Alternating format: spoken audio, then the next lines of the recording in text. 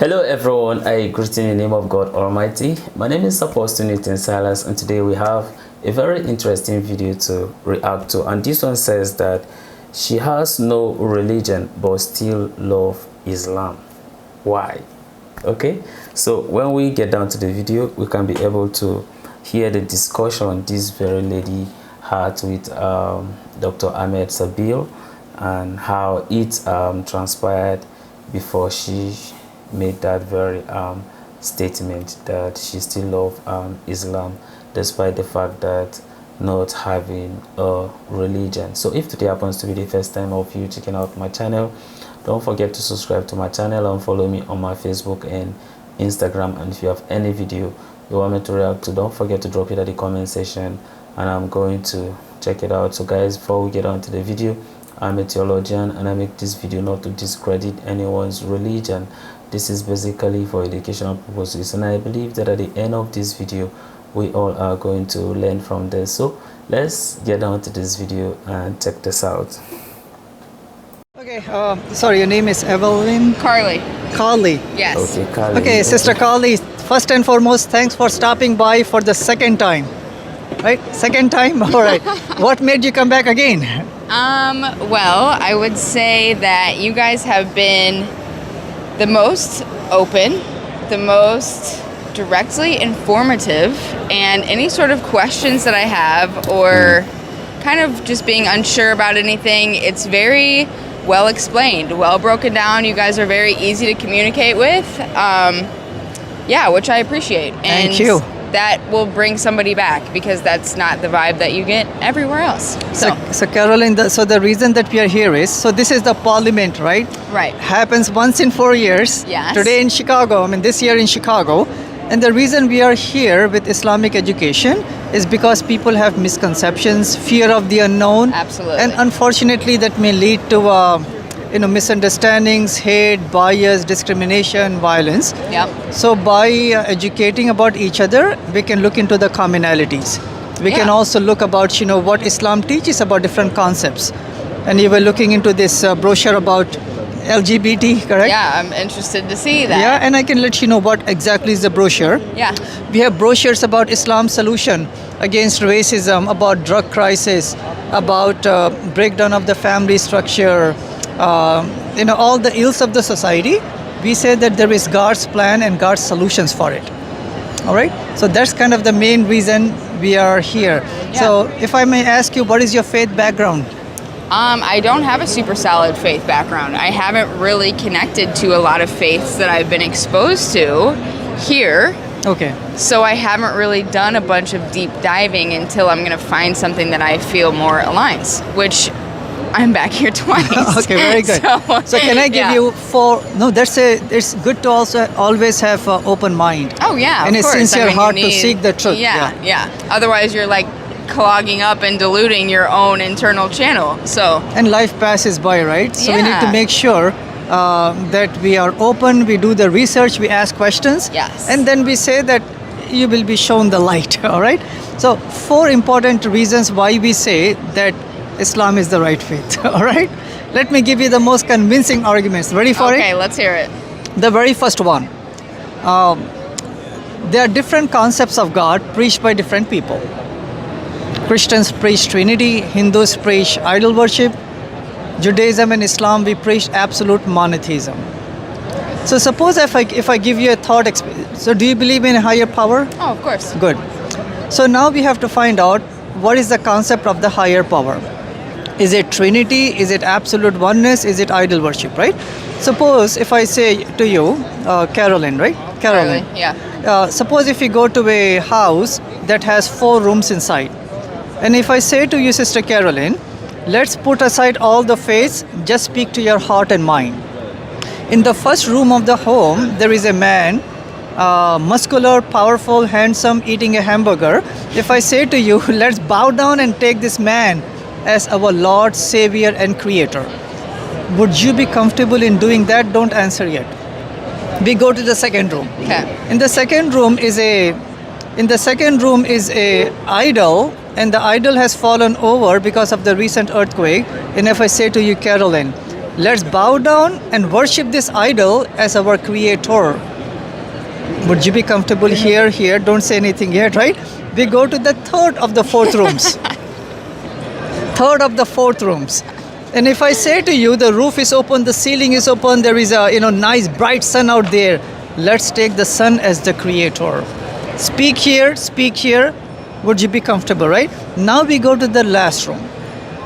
Nothing in the last room, just plain nice carpet. And if I say to you, Sister Caroline, let's bow down and worship that higher power that has these attributes.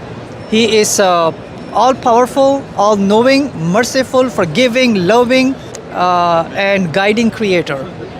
If you have these four options, where would you be the most comfortable going and worshipping and taking that entity as the creator?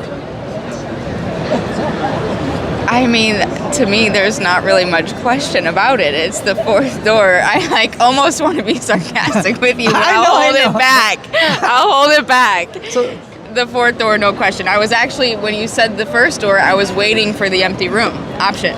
you were? Yeah. So what I say to you is, that is your heart speaking. Because we say that God implanted a spiritual chip inside every human. Absolutely. Right? So now, the attributes of God that I described in the last room matches absolutely to the attributes of God that Islam preaches. So if I have to have a table, right, with the faiths and the concepts, Islam gets a check mark, they all get a cross mark, right? We're just playing a thought experiment. Okay. Number two, right? Number two of the 4 points. There are many scriptures, people say they are coming from God. You have the Old Testament, the Jews say. Christians say the New Testament. Hindus say the Vedas. Muslims say which book? The Quran. The Quran, right?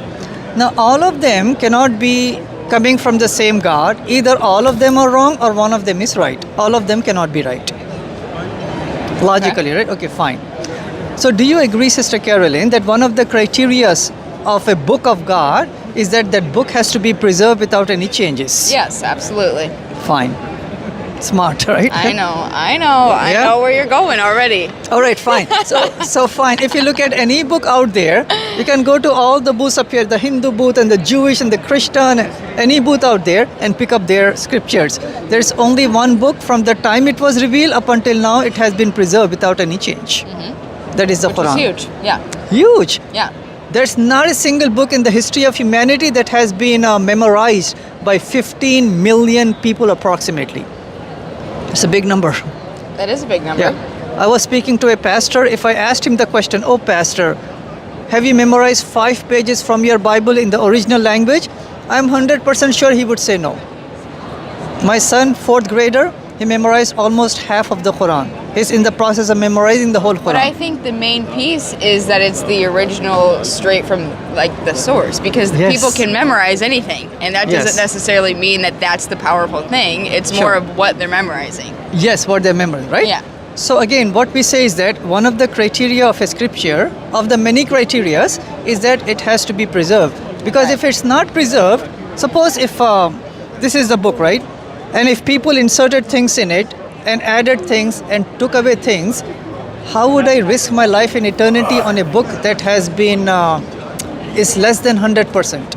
So really quickly, right? 'Kay. Really quickly. Number 3 is this: Let's hear it. humanity needs guidance. Yes. Complete guidance, comprehensive guidance. Guidance in our personal life, family life, political life, economics, educational system, matrimonial, social, any system humanity needs to build a harmonious society, we need guidance. Now we need to look at a faith that gives comprehensive, complete, beneficial, practical guidance. Only one faith does that, Islam. If you look into the New Testament, Sister Carol, so I read the New Testament.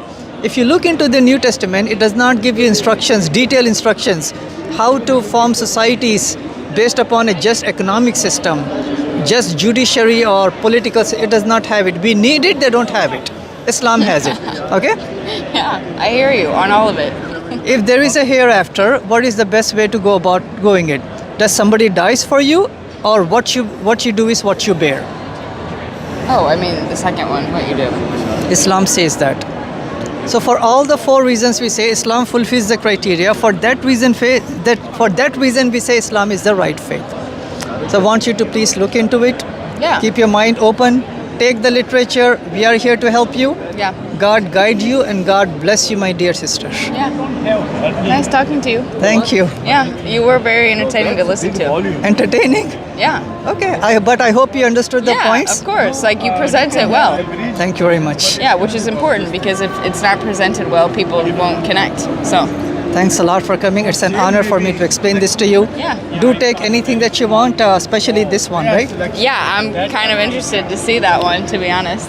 If you do have questions tomorrow when you come back, especially for that one and the rest of it, Yeah. I'll be more than honored. Okay, great. Thank you. Thank you. Thank you for Take your care. knowledge and your talking. Sure. Welcome. Yeah. Oh my gosh, you guys have it all on And the we also table. have the bags. We can give the bags to them. How are you? How are you guys doing?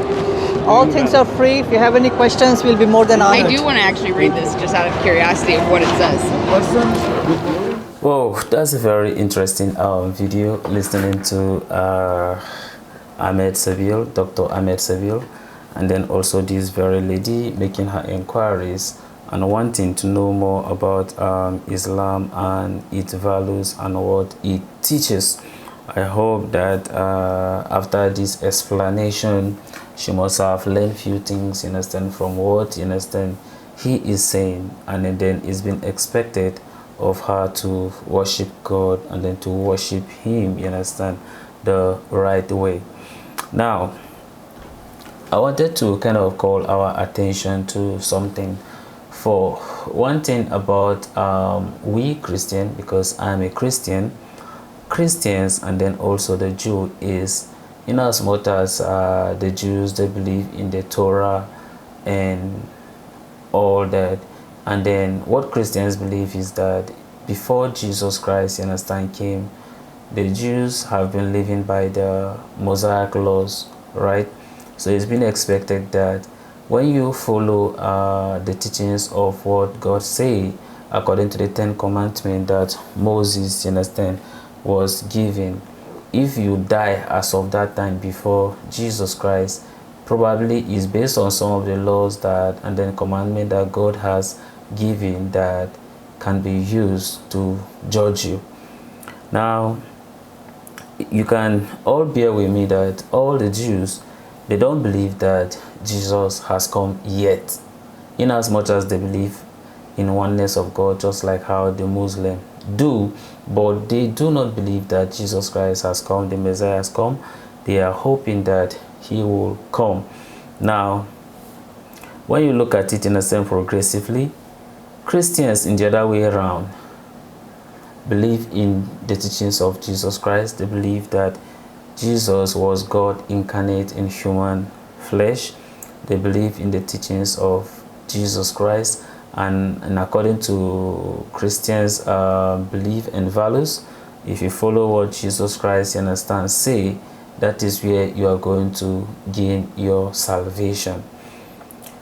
Muslims in the other way around believe in the teachings of Jesus Christ, which means that they follow the teachings of Jesus only just that as God's servant, as a prophet. So if you die a Christian and you follow the teachings of Jesus, also believing in the Mosaic law, since Jesus Christ says that he didn't come to condemn the law but to actually fulfill, you understand, what the laws is saying, it means that you are going to gain salvation. Muslims in the other way around believe that Jesus Christ actually came to pave a way for the coming of Prophet Muhammad, which means that when you follow innocent teachings of Prophet Muhammad, which according to their belief that Jesus Christ came, that is what Jesus Christ promised, that there will be someone that will come and then he's going to teach you all things, even though we feels like that person is the Holy Spirit, but then the Muslim says is Prophet Muhammad. So if you're able to like follow the teachings of Prophet Muhammad, you are going to gain salvation. So if you look at it like this, look at the process from the Torah, right? It went to the gospel and then to the Quran. So if you follow the Torah, and its teachings, just like how the Jews, it's been believed that they would go to heaven. If you follow the one of Christianity, right, you go to heaven. If you follow the Quran, you go to heaven. So why don't we just see this way, that, or let's come to this consensus and says that, just like how Dr. Zakir Naik used to say, that it's just like having a book of first edition, second edition, and all that. So let's assume that the Torah is the first edition. It means that if you fully believe in the first edition, you go to heaven. Let's assume the Christianity is the second edition. If you believe in the Christians' teachings, its values, you go to heaven. Let's assume the Quran is the third edition. If you follow what the Prophet Muhammad say in the Quran, right, and follow it strictly, and not basically based on the hadith, but then based on what Quran say, you should actually go to heaven. So I feel that whatever you believe in, be very committed in it, it will still take you to heaven. That is what, you understand, me, I believe. So that is the reason why, you see, I used to say in my video that I believe that Prophet Muhammad was actually a messenger of God, and whatever he teaches or whatever he say was not on his own way or to his own benefit, but it was actually God what he was actually saying. I know that people are having different opinion, you understand, concerning my perception and then my own belief, but then that is what, you understand, I feel. So to me, I feel like all these are all God word. I know that yes, at some point, you understand, the Bible, you understand, due to how maybe probably the European, for instance, how they accept Christianity and then they integrate it into their culture. So therefore, they allowed culture to get into it. So at the course of it, before they decide to propagate the Christianity into Africa, and then therefore was not be able to separate it from their culture. And that result to all these dramas, you understand, we are actually having. But then we just pray for discernment of the Spirit, and we pray for wisdom of God to be able to guide us and then to teach us His word, to be able to understand what He means, you understand, in those very scriptures. A very interesting video, and I hope that we must have learned few things, you understand, from this video, and may God bless you all. So this is the end of my video. If you like my reaction, you should like, share, and subscribe. And if you have any video you want me to react to, don't forget to drop it at the comment section, and I'm going to check it out. So guys, you remain blessed, and I see you in my next video. Bye bye.